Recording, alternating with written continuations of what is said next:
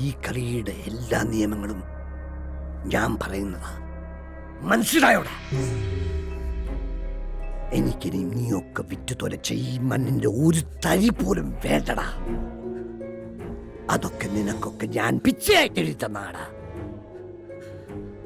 പക്ഷെ നാളെ നേരം വെളുത്ത് 10 മണിക്ക് മുമ്പ് ഇംപീരിയൽ ഹോട്ടൽ 7-ാം നമ്പർ റൂമിൽ ഇന്ന് നീ തട്ടിയെടുത്ത 50 ലക്ഷം രൂപ ഒരു ചില്ലിക്കാശ് കുറയാതെ എത്തിച്ചിരിക്കണം.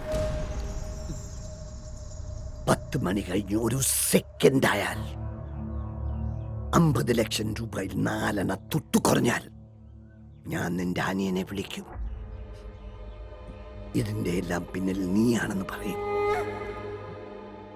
കാശിനു വേണ്ടി സ്വന്തം തന്തയെ വൃദ്ധസദനത്തിൽ വലിച്ചെറിയാൻ മടിക്കാത്ത അവൻ